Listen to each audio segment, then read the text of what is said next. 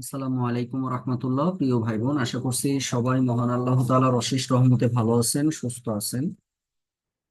প্রথমে একটু বলবেন যে গত ক্লাসে আমরা কোন পর্যন্ত রেখেছিলাম, অর্থাৎ কত পৃষ্ঠা পর্যন্ত আমরা আলোচনা করছিলাম?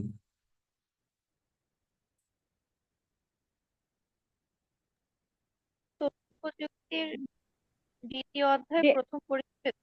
আচ্ছা, প্রথম পরিচ্ছেদ মনে হয় হয়েছে। আজকে আমাদের দ্বিতীয় পরিচ্ছেদ পড়ার কথা, তাই না? ডাটা কমিউনিকেশনের মাধ্যম, তাই না? জি ভাইয়া, জি। মাধ্যমটা একটু বের করেন। এই মাধ্যম চ্যাপ্টারটা থেকে আমাদের কিন্তু ম্যাক্সিমাম বিসিএস এর প্রশ্ন কিন্তু হয়ে থাকে। হুম।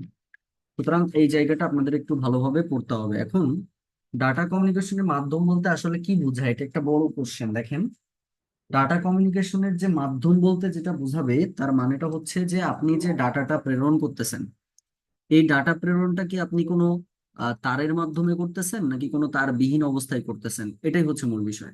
তাহলে ডাটাটা হচ্ছে প্রেরক থেকে প্রাপক পর্যন্ত যে ডাটা ট্রান্সমিশনটা হয়, তাকে ডাটা ট্রান্সমিশন মাধ্যম বলে, যার মাধ্যমে এটা হয়ে থাকে। এটা হতে পারে আপনার দুই প্রকার। একটা হচ্ছে আপনার তার যুক্ত, মানে তারের মাধ্যমে হতে পারে। আর একটা হচ্ছে তার বিহীন হতে পারে। একটা হচ্ছে তার বিহীন আর একটা হচ্ছে তারের মাধ্যমে। এখন তারের মাধ্যমে যেমন আমরা এখানে কিছু বিষয় বলতে পারি, যেমন আপনার হচ্ছে তার মানে যেমন কোএক্সিয়াল ক্যাবল আমরা বলতে পারি। ঠিক আছে, এইভাবে আমাদের কয়েকটা ক্যাবল আছে তারের মাধ্যম হিসাবে কাজে লাগে আর কি। তো সেক্ষেত্রে আমাদের এটাও হতে পারে। তো এখন দেখেন, এখানে একটা পার্থক্য টাইপের আছে যে তার মাধ্যমে গাইডেড মিডিয়া আর একটা হচ্ছে আনগাইডেড মিডিয়া হিসাবে কাজ করে। তরঙ্গ এখানে যেটা আছে ওগুলো আমাদের কিছুই দরকার নেই, এখানে জাস্ট এক্সাম্পল মানে উদাহরণ আছে। দেখেন যে তার মাধ্যমের এক্সাম্পল কি কি হতে পারে: কেবল বা তার, telephone line, fibre optic line. আবার বলছি, কেবল বা তার, telephone line, fibre optic line হচ্ছে তার মাধ্যম। আর তার বিহীন মাধ্যমের মধ্যে রয়েছে কি কি দেখেন: বেতার তরঙ্গ আছে, ভূ উপগ্রহ ব্যবস্থা আছে, মাইক্রোওয়েভ আছে, আর ইনফ্রারেড আছে। তার মাধ্যমে হচ্ছে কেবল, তার বা telephone line, fibre optic line. আর হচ্ছে তার বিহীনের মধ্যে কি কি আছে দেখেন: বেতার তরঙ্গ আছে, ভূ উপগ্রহ আছে। এই লাইনটা জাস্ট পড়বেন। এরপর দেখেন তার মাধ্যমে আমাদের যেটা দরকার, যে তার মাধ্যমে কি কি তার এখানে ব্যবহার হতে পারে। বিশেষ করে মনে রাখবেন যে কপার আর অ্যালুমিনিয়ামটাই বেশি ব্যবহার হয়। কপার আর অ্যালুমিনিয়ামটা হচ্ছে তারের মধ্যে বেশি ব্যবহার করা হয়। আচ্ছা, এখন এরপরে আমাদের চলে আসতে হবে যে কয়েকটি জনপ্রিয় যে কেবল আছে। যেমন এক নম্বর আছে হচ্ছে কো এক্সিয়াল কেবল। এখন কো এক্সিয়াল কেবলে দেখেন, কো এক্সিয়াল কেবল যে দুই প্রকার আছে, এই দুই প্রকারের আগে একটা দূরত্বের কথা বলা আছে। দূরত্বটা কি আপনারা পেয়েছেন? দেখেন দূরত্ব আছে, কত দূরত্ব? একটা হচ্ছে 10 Mbps থেকে, 10 Mbps থেকে এটা 1 কিলোমিটার পর্যন্ত এটার হচ্ছে দূরত্ব। এবং কোএক্সিয়াল কেবল হচ্ছে দুই প্রকার, একটা হচ্ছে থিন নেট, একটা হচ্ছে থিক নেট। দুইটাই ভালো করে পড়তে হবে, বাদ দেওয়ার কোনো অপশন নাই। থিন নেট হচ্ছে এক কথায় তারের ব্যাসটা আপনার চিকন হবে, আর থিক নেট হচ্ছে একটু পুরু টাইপের হবে, এটাই বলা হয়েছে। তো এখানে আপনার হচ্ছে বৈশিষ্ট্যটা একটু পড়তে হবে যে হালকা, ফ্লেক্সিবল এবং নমনীয়। আর থিকনেটটা হচ্ছে ভারী, মোটা এবং নন ফ্লেক্সিবল বা অনমনীয়। এটা আপনাকে মনে রাখতে হবে। আর ব্যবহার কোন কোন জায়গায় ব্যবহার হয়, ব্যবহার যেমন দেখেন ডিশ টিভি বা cable TV network, television network, computer network ইত্যাদি। ঠিক আছে, এই লাইনগুলো আপনারা একটু ভালো করে পড়বেন। এরপরে পরের পৃষ্ঠাতে দেখেন আছে হচ্ছে নেটওয়ার্ক কোএক্সিয়াল কেবলের মধ্যে আমাদের এটা দরকার নেই। এখন টুইস্টেড পেয়ার কেবল যেটা, এই টুইস্টেড পেয়ার কেবলে জাস্ট আপনাদের এখানে যেটা দরকার সেটা হচ্ছে মোট তারের সংখ্যা দেখেন 8টি আছে, 4 জোড়া, এবং প্রতি জোড়া তারের কমন রং আছে হচ্ছে সাদা। এটা পরীক্ষাতে এসেছে সাদাটা, যে প্রতি জোড়া তারের কমন রংটা আসলে কি, সেটা হচ্ছে সাদা। টুইস্টেড পেয়ার কেবল হচ্ছে দুই প্রকার হতে পারে, একটা হচ্ছে শিল্ডেড টুইস্টেড পেয়ার অর্থাৎ এসটিপি, আর একটা হচ্ছে ইউটিপি। একটা এসটিপি, একটা হচ্ছে ইউটিপি। ইউটিপি হচ্ছে আনশিল্ডেড টুইস্টেড পেয়ার। গঠন কি কি দেখেন: একটি আবরণ বা শিল্ড থাকে যা অ্যালুমিনিয়ামের তৈরি। তাহলে আমরা বুঝলাম যে এসটিপি তে অ্যালুমিনিয়ামের তৈরি একটা শিল্ড থাকে। আর আবরণহীন যেটা, ওইটা হচ্ছে জ্যাকেট বা প্লাস্টিকের আবরণ মোড়ানো একাধিক জোড়া টুইস্টেড পেয়ার কেবল বা তারের সমষ্টি হতে পারে। আর আবরণযুক্ত টুইস্টেড পেয়ারের কাজ দেখেন, আবরণটি কেবলকে ইলেকট্রোম্যাগনেটিক ইনফ্লুয়েন্সের হাত থেকে রক্ষা করে। আর এখানে অধিক ব্যবহৃত স্ট্যান্ডার্ড হচ্ছে ইউটিপি ক্যাটাগরি 5-6, অর্থাৎ ল্যানে এটা ব্যবহার হয়। 100 মিটারের অধিক দূরত্বে ডাটা ট্রান্সমিশন এটা করতে পারে না, এটা আনশিল্টেড যেটা আছে। এরপরে দেখেন, সব থেকে বেশি যদি গুরুত্বপূর্ণ থেকে থাকে সেটা হচ্ছে আপনার অপটিক্যাল ফাইবার কেবল। এই অপটিক্যাল ফাইবার কেবল থেকে আমাদের 46 বিসিএসও কিন্তু প্রশ্ন হয়েছে। 46 লাস্ট যে বিসিএস হয়েছে সেখানে অপটিক্যাল ফাইবার থেকে প্রশ্ন হয়েছে। সুতরাং অপটিক্যাল ফাইবার কেবলটা বাদ দেওয়ার কোনো অপশন, এটা ফুলফিল করবেন। যেমন দেখেন, অপটিক্যাল ফাইবার হচ্ছে কি, এটা হচ্ছে বৈদ্যুতিক অন্তরক বা ডাইইলেকট্রনিক পদার্থ, বিশেষ করে সিলিকা মাল্টি কম্পোনেন্ট কাঁচ দিয়ে তৈরি এক ধরনের কাচের তন্তু বা ফাইবার, যা আলোর পূর্ণ অভ্যন্তরীণ প্রতিফলনকে কাজে লাগিয়ে আলোর গতিতে ডাটা আদান প্রদান করে থাকে। আর এটা তৈরি করতে ব্যবহার করা হয় হচ্ছে গ্লাস কোর বা প্লাস্টিক কোড। এরপর হচ্ছে আপনার ডাটা ট্রান্সফার করে কিভাবে, আলোক সিগন্যাল পদ্ধতিতে এটা করে থাকে। ডাটা আদান প্রদানে ব্যবহার করা হয় হচ্ছে লেজার রশ্মি, এটা খুব গুরুত্বপূর্ণ, যে ডাটা আদান প্রদানে কি ব্যবহার করা হয় অপটিক্যাল ফাইবারে, বলবেন সরাসরি লেজার রশ্মি। আচ্ছা, অপটিক্যাল ফাইবার কেবলের বৈশিষ্ট্য আছে, বৈশিষ্ট্যগুলো একটু খেয়াল করেন। প্রথমে আছে হচ্ছে গতি, গতিটা কি, যে আলোর গতি হচ্ছে 3 × 10⁸ মিটারের সমান হয়। ব্যান্ডউইথ হচ্ছে উচ্চ ব্যান্ডউইথ সম্পন্ন এটা। বিদ্যুৎ চৌম্বক প্রভাব হচ্ছে মুক্ত থাকে, এবং একই সাথে একাধিক তথ্য ট্রান্সফার এটা করতে পারে। মানে যে কয়টা বৈশিষ্ট্য আছে প্রত্যেকটা বৈশিষ্ট্য আপনার জন্য গুরুত্বপূর্ণ। ডাটা ট্রান্সমিশন মিডিয়া হচ্ছে লেজার রশ্মি, নেটওয়ার্কের ব্যাকবোন হচ্ছে ফাইবার অপটিক কেবল, আর আলোক ধর্ম হচ্ছে পূর্ণ অভ্যন্তরীণ প্রতিফলন। আর এখানে দেখেন অপটিক্যাল ফাইবার কেবলের হচ্ছে স্তর আছে তিনটি, একটা হচ্ছে কোর, ক্লাডিং আর জ্যাকেট। এর উপাদানটা জাস্ট পড়বেন। যেমন কোরের উপাদান দেখেন আছে হচ্ছে কি স্বচ্ছ প্লাস্টিক, ক্লাডিং হচ্ছে কাঁচের তৈরি হয়, আর প্লাস্টিক দিয়ে মোড়ানো থাকে হচ্ছে জ্যাকেট। আচ্ছা, এরপর হচ্ছে পয়েন্ট আউটের মধ্যে দেখেন কোরের উপরের স্তরে হচ্ছে ক্লাডিং থাকে, ক্লাডিং কে আবৃত করে রাখে হচ্ছে জ্যাকেট, এটা একটু পড়বেন। এরপরে দেখেন তুলনা দেওয়া আছে, তার কেবল বা ওয়্যার্ড কেবল মাধ্যমের মধ্যকার তুলনা, টুইস্টেড পেয়ার কেবল কোয়েক্সিয়াল আর ফাইবার অপটিক। আচ্ছা, এখানে ব্যান্ড উইথটা পড়বেন, একটু দাগায় নেন। ব্যান্ড উইথ পড়বেন টুইস্টেড পেয়ার কেবলে ব্যান্ড উইথ যেমন 10 Mbps থেকে 1 Gbps, এটা 10 Mbps, 10 Mbps থেকে 10 Gbps পর্যন্ত হতে পারে। আচ্ছা, এরপরে দেখেন নিচে চলে আসেন, দেখেন আছে হচ্ছে যে আপনার ডাটার ধরন আছে। তার মানে এখান থেকে শুধু ব্যান্ড উইডথটা পড়বো আর ডাটার ধরনটা পড়বেন, আর অধিক ব্যবহার ক্ষেত্র, এই তিনটা লাইন জাস্ট পড়বেন, আর ভিতরে না পড়লেও চলবে। তাহলে ব্যান্ড উইডথ আমরা জানলাম, ডাটার ধরন হচ্ছে অ্যানালগ ডিজিটাল হতে পারে, অ্যানালগ ডিজিটাল, আর আলোক সিগন্যাল হচ্ছে ফাইবার অপটিকটা আলোক সিগন্যাল। আর অধিক ব্যবহার ক্ষেত্র টেলিফোন লাইনে, ডিশ বা টিভিতে, আর সাবমেরিন কেবল হচ্ছে ফাইবার অপটিক সাধারণত ব্যবহার করা হয়। আচ্ছা, এরপরে দেখেন, এরপরে চলে আসবেন সাবমেরিন কেবল, এর উদ্দেশ্যটা কি, উদ্দেশ্য হচ্ছে আন্তর্জাতিক টেলিযোগাযোগ ব্যবস্থা সম্প্রসারণে এটা মূলত ব্যবহার হয়। সাবমেরিন কেবল কোথায় ব্যবহার করা হয়, ইন্টারনেট সংযোগে এটা ব্যবহার করা হয়। ইনফরমেশন টেকনোলজির সাথে এটা সম্পর্কিত। বাংলাদেশের জন্য নির্ধারিত আন্তর্জাতিক ব্যান্ডউইথ সীমা হচ্ছে 24। বাংলাদেশের সাবমেরিন কেবল আছে আপনার BSCCL, অর্থাৎ Bangladesh submarine cable company limited, এটার পূর্ণরূপটা পরীক্ষার জন্য ইম্পর্টেন্ট। আচ্ছা, এরপরে দেখেন আপনার আছে হচ্ছে CME-UI 4 আর CME-UI 5, এটা আমাদের জিকের মধ্যেও কিন্তু পরীক্ষাতে আসে মাঝে মাঝে। সুতরাং এটা আপনাকে একটু ভালো করে পড়তে হবে, বিশেষ করে পূর্ণরূপটা দেখেন। CME-UI মানে কি, South East Asia, Middle East, West Europe 4, আর South East Asia, Middle East, West Europe 5। আচ্ছা, সহায়তা করে কে, এটা আমাদের দরকার না। এটা চালু হয়েছিল হচ্ছে 2005 সালে একটা, 2017 সালে একটা, এটা মনে রাখবেন। এরপরে পড়বেন হচ্ছে যে যুক্ত দেশ 16টি দেশ, আর এটা হচ্ছে 18টা দেশ নিয়ে গঠিত। আর ল্যান্ডিং স্টেশন হচ্ছে ঝিলংজা কক্সবাজার, এটা CME-UI 4, আর CME-UI 5 হচ্ছে কলাপাড়া কুয়াকাটা, আপনার পটুয়াখালীতে অবস্থিত। আর তৃতীয় যেটা তৈরি হবে অর্থাৎ CME-UI 6 5G শক্তিশালী নেটওয়ার্ক তৈরিতে সহায়তা করবে, এটা কক্সবাজার জেলায় ল্যান্ডিং স্টেশন হবে। জাস্ট তিনটা ল্যান্ডিং স্টেশনটা আমাদের ভালো করে পড়তে হবে। আচ্ছা, এরপরে আপনি চলে আসবেন বেতার তরঙ্গ বা রেডিও ওয়েভ। বেতার তরঙ্গ বা রেডিও ওয়েভের মাত্র প্রথম লাইনটা এখান থেকে পড়বেন। 3 কিলোহার্টজ থেকে 1 GHz এর মধ্যে সীমিত ইলেকট্রোম্যাগনেটিক স্পেকট্রামকে রেডিও ওয়েভ বলে, এই লাইনটা। এরপরে বেতার তরঙ্গের ব্যবহার কোন কোন জায়গায়, মানে এটা কোন কোন জায়গায় ব্যবহার করা হয়, এটা বইতে একটু দাগায়েন, কিন্তু চুপচাপ থাকলে কিন্তু ঝামেলা আছে। রেডিও বা বেতার যন্ত্রে ব্যবহার হয়, কম্পিউটার নেটওয়ার্ক তৈরিতে ব্যবহৃত হয়, টেলিকমিউনিকেশনে, মোবাইল যোগাযোগের লিঙ্ক স্থাপনে ব্যবহার করা হয়। তারপর হচ্ছে রাডার সহ বিমান এবং নৌযানের বিভিন্ন নেভিগেশন সিস্টেমে ব্যবহার করা হয়। আর মাইক্রোওয়েভটা কি, সেম ভাবে এক লাইন, প্রথম লাইনটা। 300 মেগাহার্জ থেকে 300 GHz এর মধ্যে সীমিত ইলেকট্রোম্যাগনেটিক স্পেকট্রামকে মাইক্রোওয়েভ বলে, এই লাইনটা পড়বেন। এরপরে সরাসরি চলে আসবেন বঙ্গবন্ধু স্যাটেলাইট। বঙ্গবন্ধু স্যাটেলাইট 1 আছে, যেটা উৎক্ষেপণের সময় ছিল 11 মে 2018 সাল, এটা জিকের মধ্যে, যদিও আপনারা পড়েছেন কিনা জানি না, না পড়লে এখান থেকে পড়ে নেবেন। উৎক্ষেপণ সময় হচ্ছে কবে, 11 মে 2018, স্থানীয় সময় বাংলাদেশ সময় হচ্ছে 12 মে, অবশ্যই একদিন পর হবে স্বাভাবিক। আচ্ছা, উৎক্ষেপণের স্লোগান ছিল জয় বাংলা জয় বঙ্গবন্ধু। বিশ্বের 57তম দেশ হিসেবে স্যাটেলাইটের মালিকানা লাভ করে এই বাংলাদেশ, 57তম। এই 57টা হচ্ছে মোস্ট ইম্পর্টেন্ট, এবং এটা ম্যাক্সিমাম চাকরির পরীক্ষায় এই কোশ্চেনটা আসার সম্ভাবনা বেশি থাকে, যে বিশ্বের কততম দেশ হিসেবে স্যাটেলাইটের মালিকানা লাভ করে। আচ্ছা, আপনাদেরকে যদি বলি যে মেট্রো রেল, এই মেট্রো রেল কততম দেশ হিসাবে মেট্রো রেলের মালিকানাটা পেয়েছে বা মেট্রো রেল চালায়, কেউ বলতে পারবেন কততম দেশ? 36তম। 36তম। 36তম। 36তম। আচ্ছা, এরপরে আসেন দেখেন পরবর্তী কি বলছে যে উৎক্ষেপণের স্থানটা কোথায় ছিল। Kennedy space centre, Orlando, Florida, যুক্তরাষ্ট্র। এরপরে দেখেন ওখানে আছে বঙ্গবন্ধু এক স্যাটেলাইট নির্মাণ করে কারা। এটা হচ্ছে থেলেস এলেনিয়া স্পেস কোম্পানি, ফ্রান্স। আচ্ছা, নিয়ন্ত্রণ পরিচালনার জন্য ল্যান্ডিং স্টেশন আছে দুইটা, একটা হচ্ছে জয়দেবপুর গাজীপুরে আছে, আর বেতবুনিয়া রাঙামাটিতে আছে। বাংলাদেশের প্রথম ভূ উপগ্রহ কেন্দ্রের বর্তমান নাম হচ্ছে সজীব ওয়াজেদ ভূকেন্দ্র, যার পূর্ব নাম ছিল বেতবুনিয়া উপগ্রহ। এর উদ্বোধন হয়েছিল 1975 সালে। দেশের উপগ্রহ ভূকেন্দ্রের সংখ্যা হচ্ছে 4টি। এই চারটা একটু ভালো করে পড়তে হবে, মানে জাস্ট চার কয়টা আছে এটা আর কি। আচ্ছা, এবার একটা ছক আছে দেখেন, ছকের মধ্যে আছে বঙ্গবন্ধু স্যাটেলাইট 1, বঙ্গবন্ধু স্যাটেলাইট 2। এই ছকটা একদম টোটালি মুখস্থ থাকতে হবে।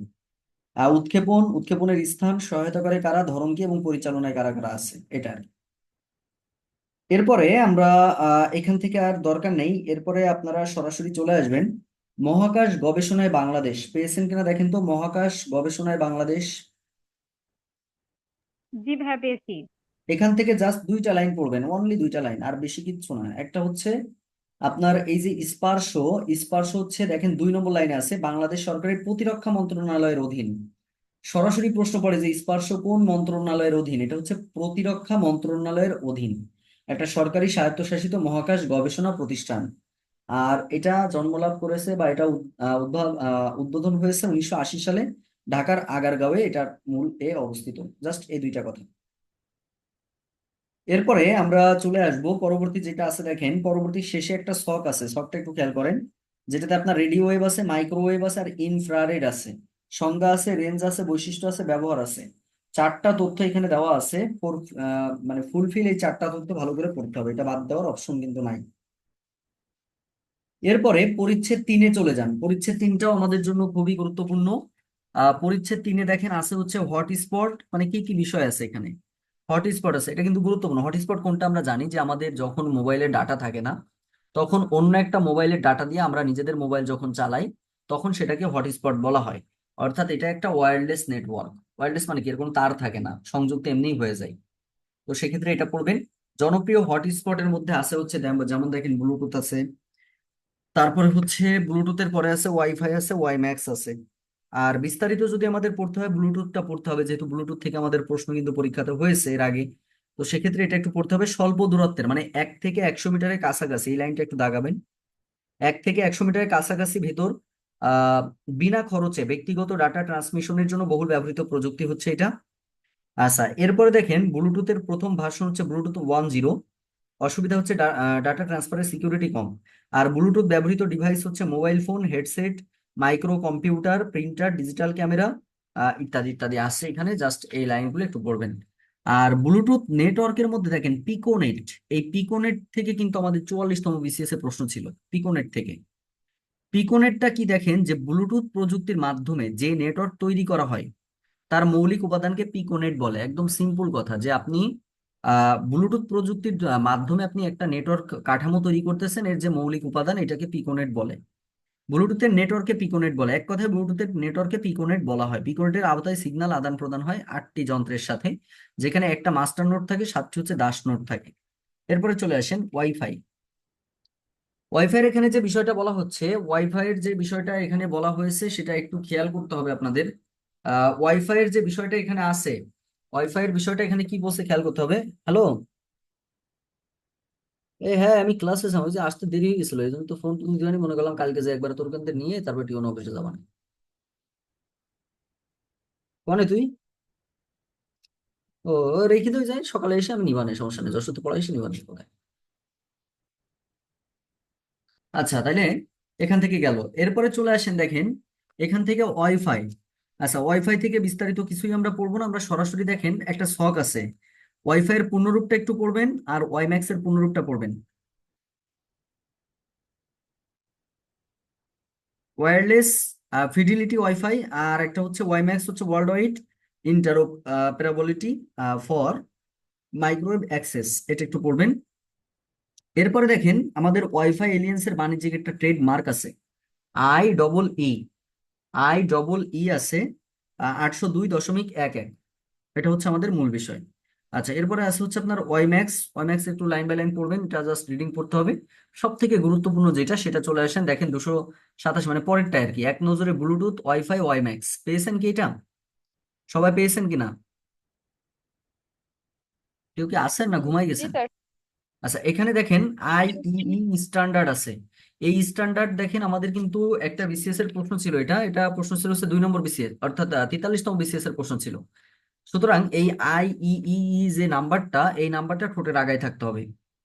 আচ্ছা, এরপরে হচ্ছে আপনারা রেঞ্জটা পড়বেন, মানে দূরত্বটা পড়বেন, ব্যান্ডউইথটা পড়তে হবে, আর নেটওয়ার্কটা পড়তে হবে। একটা হচ্ছে প্যানে ব্যবহৃত হয়, একটা হচ্ছে ডাব্লিউ ল্যানে ব্যবহার হয়, একটা হচ্ছে আপনার ম্যানে ব্যবহার হয়। এই তিনটা জিনিস একটু পড়লেই হয়ে যাবে, আর এখানে দরকার নেই। তাহলে এখান থেকে পরে যে এমসিকিউ গুলো আছে, এমসিকিউ গুলো একটু পড়বেন, এটা নিয়ে কথাবার্তা নাই। আচ্ছা, এরপরে আমরা চলে আসবো, দেখেন পরের যে অধ্যায়টা আছে সেই অধ্যায় হচ্ছে কম্পিউটার নেটওয়ার্ক। ভাই, কম্পিউটার নেটওয়ার্ক হচ্ছে 5 প্রকার। একটা হচ্ছে ল্যান, ম্যান, প্যান, ক্যান, ওয়ান। জাস্ট পূর্ণরূপগুলো, যেমন দেখেন প্যান। প্যান মানে কি? Personal area network. Personal area নেটওয়ার্কের মধ্যে কি কি থাকতে পারে? ল্যাপটপ আছে, পিডিএ আছে, মোবাইল আছে, এই তিনটা জিনিস আছে। শুধু প্যানের এক্সাম্পল, সংজ্ঞা পড়া লাগবে না। তারপরে দেখেন ল্যান। ল্যানের এক্সাম্পল হিসাবে কি কি আমাদের আছে? উদাহরণ, কলেজ, বিশ্ববিদ্যালয়, অফিস, একটি বিল্ডিং এর সাথে সংযুক্ত পার্সোনাল কম্পিউটার সময় নেটওয়ার্ককে বোঝায়। তারপরে ক্যান বলতে এখানে গুগল প্লেক্সি এবং মাইক্রোসফটের নেটওয়ার্ককে বোঝায়। ম্যান হচ্ছে ব্যবহার করা হয় টেলিফোন লাইন, তার দিয়ে টিভি নেটওয়ার্ক সংযোগে। ওয়ান ব্যবহৃত হয় ইন্টারনেট, বৃহত্তম কম্পিউটার নেটওয়ার্ক এটা। তারপরে নিচে দেখেন 4টা পার্থক্য আছে নেটওয়ার্ক সমূহের মধ্যকার মৌলিক পার্থক্য। এই পার্থক্যগুলো, যে ছকগুলো আছে, এই ছকগুলো ভালো করে পড়লে, আপনার বিস্তারিত না পড়লেও এর মধ্যে সব হয়ে যাবে। অতটা গুরুত্বপূর্ণ না, যার সংজ্ঞাগুলো পড়বেন। এরপরে মালিকানা অনুসারে পাবলিক নেটওয়ার্ক, প্রাইভেট নেটওয়ার্ক দরকার নেই ভাই, এই পেজটাই দরকার নেই, ও বাদ। পূর্ণরূপটা একটু ভালো করে পড়লেই হবে।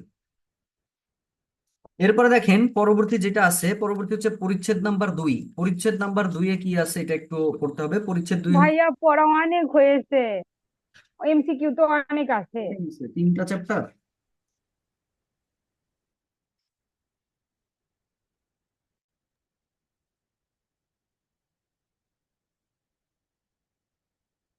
পরিচ্ছেদ 2 থেকে হয়েছে তাই না? পরিচ্ছেদ 2 থেকে 2, তাহলে কত পেজ? 25 পৃষ্ঠা হয়েছে।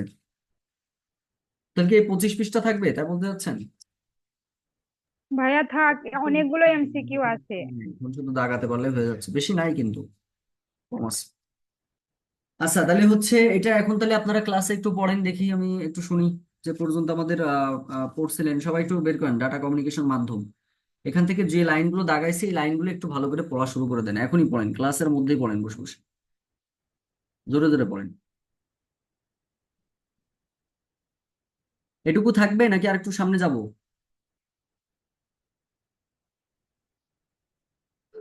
ভাইয়া আর দিয়েন না।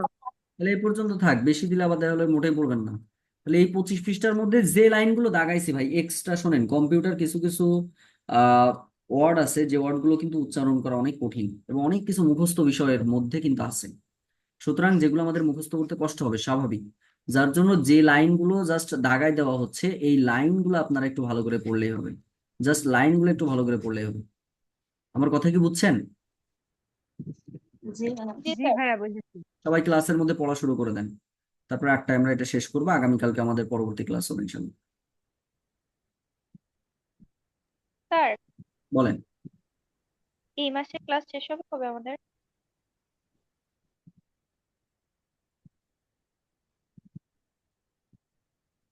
স্যার, স্যার, স্যার, স্যার,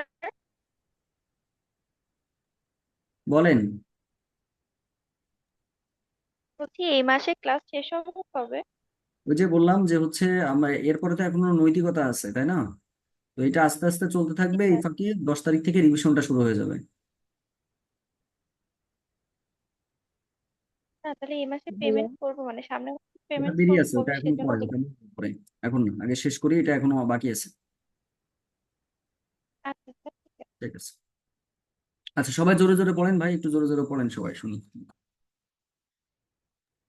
ভাইয়া পেমেন্ট নেওয়া শুরু করছেন? কোন ব্যাচ? কোনটাই?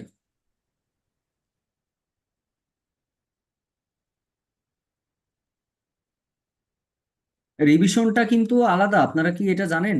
রিভিশনের বিষয়টা কি জানেন কেউ? জি স্যার। হ্যাঁ, রিভিশনটা কিন্তু হচ্ছে এটা আপনাদের কাছে ওই যে সবাই 3K করে আর আপনাদের কাছে 2K করে। তার মানে আপনাদের টোটাল ওই যে 10K এর কথা বলছিলাম, এখনো তো 2 মাস পড়াবো, সেই 2 মাসে তো আর 2 পাবো। আর তার সাথে এই রিভিশন, এখন রিভিশনটার পেমেন্টটা আগে আপনারা করে এটাতে এনরোল করে ফেলবেন, মানে এটার গ্রুপ তো আলাদা, এটা কিন্তু এক গ্রুপ না। সুতরাং এটা আগে করবেন, পরে এটা আস্তে আস্তে আমরা আগাবো। তার মানে রিভিশনটা না শুরু করতে পারলে আমরা পিছনে অনেক কিছু কিন্তু ভুলে গেছি, ওইগুলো আবার আমাদের দেখবেন রিমাইন্ড হবে আমরা যখন ক্লাসের মধ্যে আসবো। আর এবার তো দাগায় দাগায় পড়াবো, এবার ছবি দিয়ে দেওয়া হবে বিভিন্ন বই থেকে, যে চ্যাপ্টারটা সব থেকে ভালো সেই চ্যাপ্টারের ছবি তো আমার কাছে সবই দাগানো আছে। ওই দাগানো ছবিগুলো আমি আপনাদেরকে প্রোভাইড করব, ওখান থেকে আপনারা চাইলে পড়তে পারেন, আপনাদের যে বই আছে সেই বই থেকেও পড়তে পারেন। ভাই সব বইতে একই রকম, জাস্ট আপনারা হচ্ছে সব থেকে ভালো হবে নিজেদের বই থেকে একবার পড়ে রিভাইজ, যে আমি যে ছবি দিব রাত্রে ঘুমানোর সময় আপনি ওই ফোন দেখে দেখে আপনি ওটা পড়ে ঘুমাতে চলে গেলেন, হয়ে গেল সিম্পল। পড়ার সিস্টেমে যদি পড়তে পারেন 150 প্রিপারেশন নেওয়া কোনো ব্যাপার না। আর এবার বিসিএস এ কাটমার্ক মানে 47 বিসিএস থেকে কাটমার্ক মনে করেন 110 থেকে 120-এর মধ্যে থাকবে, এর বেশি উঠবে না। কারণ বিসিএস এর আগে যে মার্কগুলো হয়েছে সেখানে কিন্তু প্রশ্ন ফাঁস পরীক্ষা দিয়ে মানে প্রশ্ন পেয়ে পরীক্ষা দিয়ে তারা কিন্তু নাম্বারগুলো পেয়েছে। সুতরাং এখানে কাটমার্ক কিন্তু কমা শুরু করবে, যেহেতু যখন আপনার প্রশ্ন ফাঁসটা একদমই কমে যাবে তখন কিন্তু আপনার এটা হয়ে যাবে। মানে 2 বছরের মধ্যে একটা টার্গেট করবেন, 2 ইয়ার্স এর মধ্যে একটা জব পাইতে হবে, এটা টার্গেট করতে পারলে ভালো হবে। কারণ এখন আর ওই সুযোগ হবে না, মেধার ভিত্তিতেই সব নিয়োগগুলো হবে। নেন এবার পড়েন সব।